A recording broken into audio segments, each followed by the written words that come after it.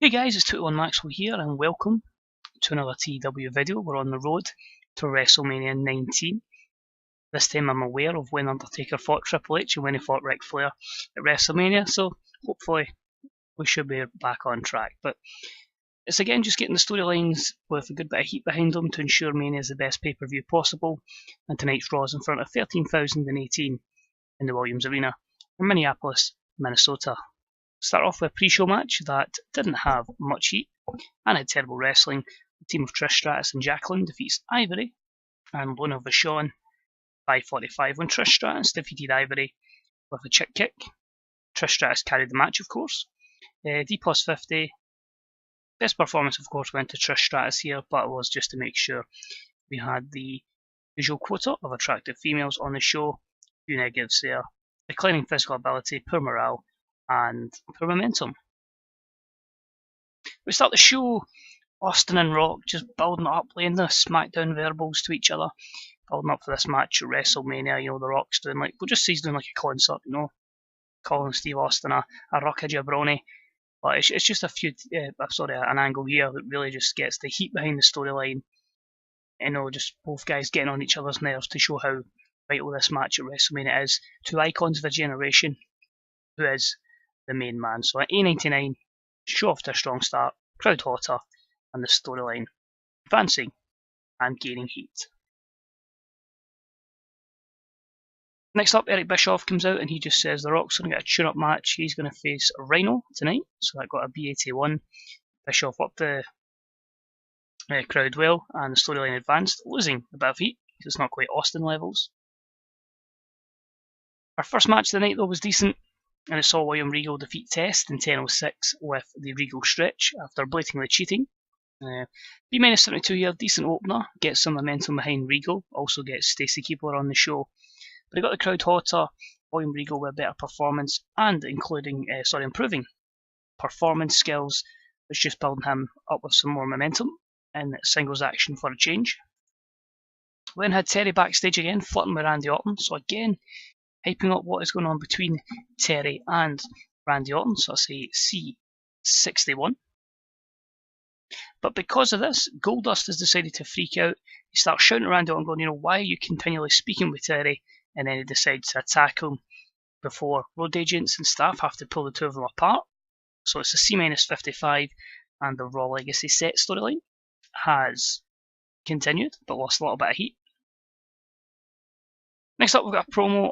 Basically, the Dudleys just say, we're fed up with 3-minute warning getting us behind their back. We're going to get a revenge on them. So that was a C60. Devon didn't improvise well, but the storyline advanced, losing a little bit of heat. Poor improvisations there, a few other negatives.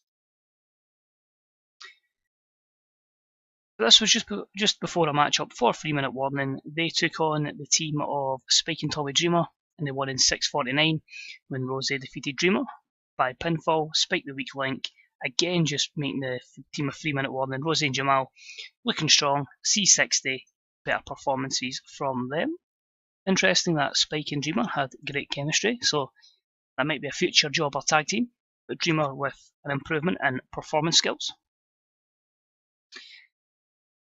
Next up, Eric Bischoff has said, Goldust will be sent home, he'll be suspended indefinitely for what he's done tonight, and that is a B-72. Bischoff improvising well.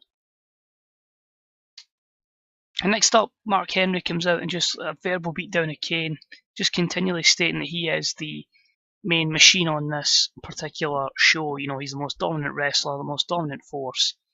And Teddy Long, he's got a great player, so that's a B-73. The not quite Hall of Pain storyline advances. Teddy Long changes to an oppressed minority gimmick, and that gets a below average rating, which is quite frustrating, but is what it is. Good promo though from Mark Henry. He takes on Maven, wins in 3:19 in a terrible match, D45. Lack of psychology, poor ratings all around. I believe it was a storytelling match as well, yep. So again, Mark Henry just kind of getting his win, because that's what he does. Next up, we had Booker T in a handicap match. He took on Orton and Batista. with Evolution winning in 9:36 when Batista defeated Booker T using underhanded tactics. B77, Ric Flair doing some good work at ringside.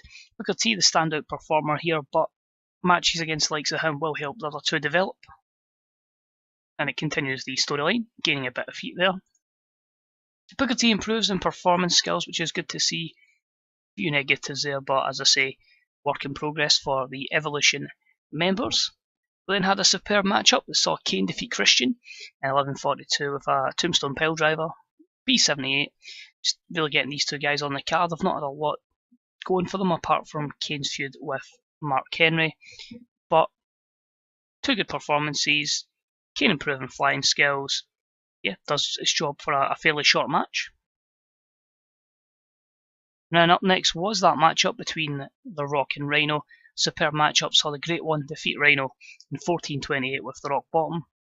Disappointing was a B77 though in the match lacking psychology. That's going to be a worry for The Rock. I was hoping he'd have someone that would have great psychology, but apparently not in this mod.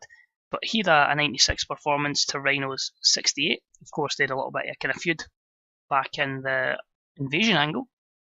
He basically, Rhino would just go at anybody and anyone, which was usually The Rock and Jericho.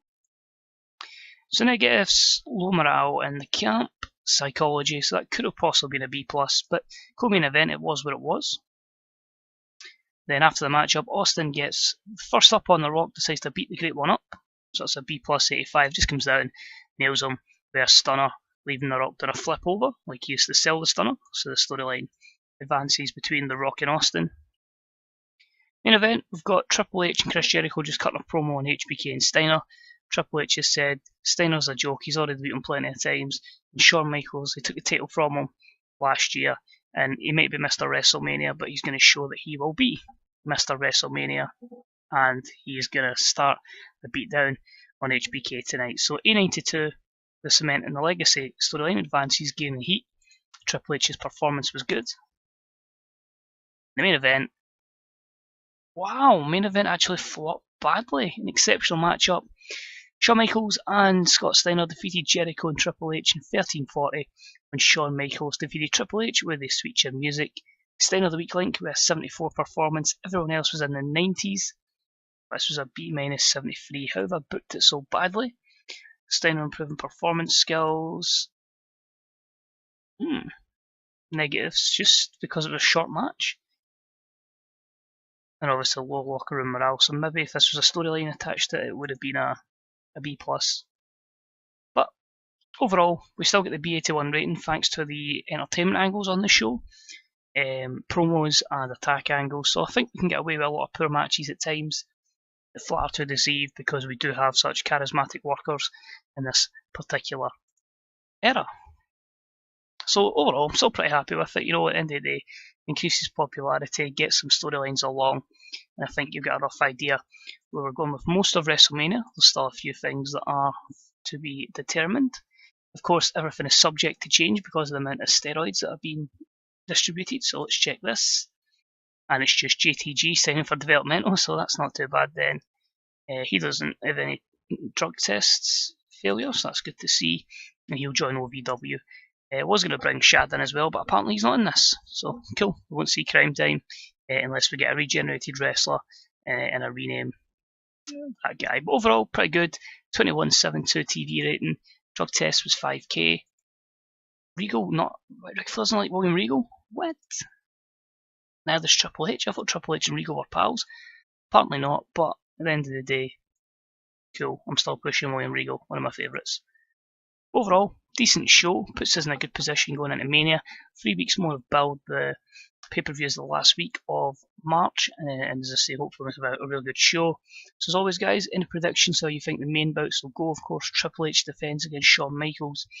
We've got Kurt Angle defending the WWE Championship against The Undertaker. We've got The Rock and Stone Cold Steve Austin. And obviously a few more matches on top of that. So any more predictions for the card, any likes, subscriptions, shares, all that jazz.